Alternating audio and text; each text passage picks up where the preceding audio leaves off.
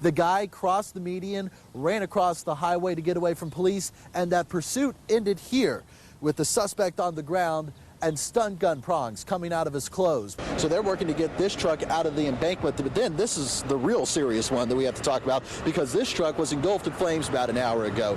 Very serious crash. The driver of this truck walked away with only head injuries, but this is the cab of the truck beyond recognition.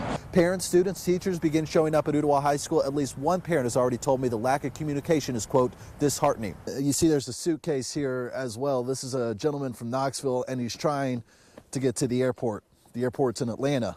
I can tell you from a police source who I just spoke with on the scene that their police officer who was involved in this shooting is said to be in stable condition. 4 people were able to get out of the house with the help of Chattanooga police. It's a heroic story, and I want to read off their names. It has some paperwork that all the nurses will fill out. It has some swabs, and it holds other evidence like clothes or bed sheets, anything you want to send in. And the excitement is real here in Los Angeles. It's actually 1-2 punch from East Tennessee.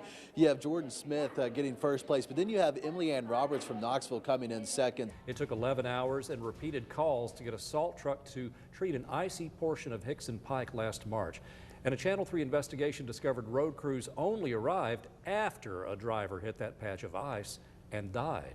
Well, this month's long investigation includes audio recordings from deputies asking for help.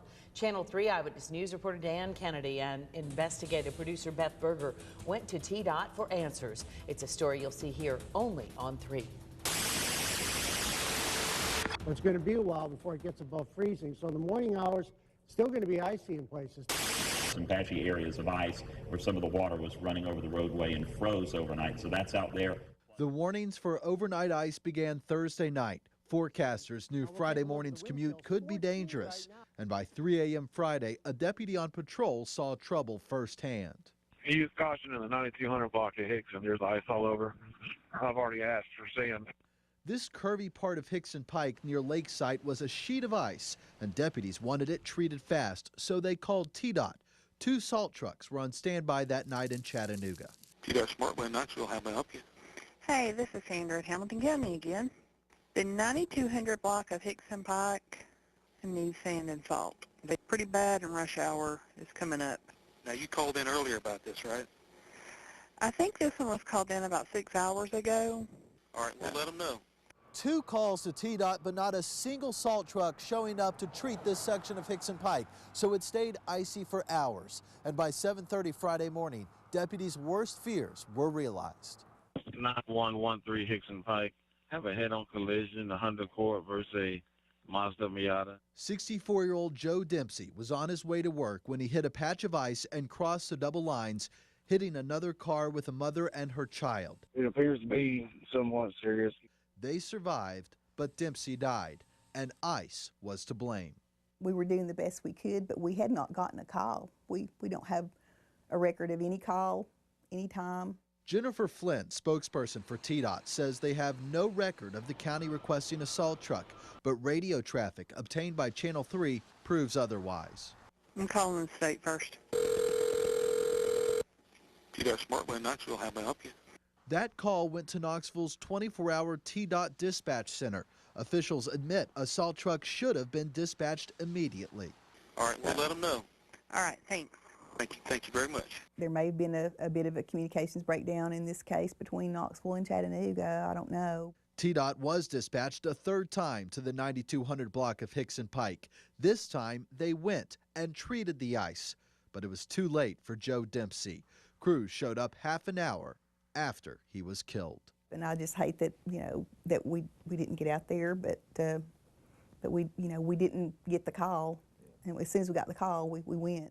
I managed to get myself into a lot of pickles, but this has to be the weirdest and the biggest one. Andy Hughes found himself in a pickle he couldn't quite escape. He was in the back of a parked Mayfield delivery truck, stocking it with milk, when police say Justin Coleman snuck onto the property and drove off with the truck. He was hitting bumps, curbs, and everything. Bouncing around the back of the stolen trailer with doors wide open, Hughes had to think fast. Who's driving this truck and where am I going? And how can I get off this truck? Then, not even a mile down the road, they stop at a red light. So he jumped out, but the thief kept driving, this time swinging part of the truck over the hood of an Athens City police car. He hit the blue lights, turned around, and he was on his tail before he could get too far down the road. The brief chase came to an end about a mile down the road when that stolen tractor-trailer jackknifed. Police say they then pulled Mr. Coleman out of the truck. They say he denied stealing it, but they say he did admit to drinking. Told the officer he had consumed an 18-pack of beer, which was normal for one of his evenings. Coleman agreed to a blood test because he said he was innocent and didn't steal the truck. The officer actually removed him from the cab of the truck, so I believe that's a positive identification. So they took him to the McMinn County Jail, where the wild night wasn't over. Took a swing at our arresting officer, hit him in the chest, and at that time the corrections officer at the county tased him. Coleman told police he would plead insanity to the charges. They booked him anyway, 7 charges, including DUI, felony theft, and assault on an officer. I guess he decided to take a wild joyride, and I just fell into the downfall of it. Adrian Harris. Come up for Adrian. Just like any other Thursday team dinner, Baylor football coach Phil Massey highlighted a senior. This week, Adrian Harris. Tell everybody where you're from. From Bronx, New York. Adrian knew he wanted out of the Bronx, where gangs ruled and he was once robbed, and football was his escape path to boarding school at Baylor. Adrian Harris.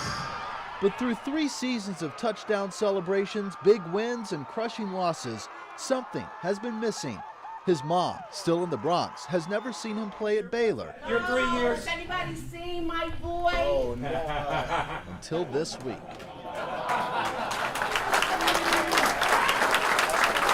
Adrian had no idea some of his teammates' parents chipped in money and paid for his mom's trip to Chattanooga. She has not seen him play at Baylor since he's been here live. So Adrian, this is worth a couple of touchdowns tomorrow night. I missed him so much, but I wasn't expecting to see him this soon, so I'm just so happy. I really appreciate it. I'm still going to go in the game with the same type of mentality, same enthusiasm, but it'll be a little bit more fun than it is now to know that my mom is in the crowd, and then I'll be able to just have a good time and be able to play for her. Playing for a mom who wanted a better life for her son, a life Adrian seems to have found in Chattanooga. Dan Kennedy, Channel 3 Eyewitness News.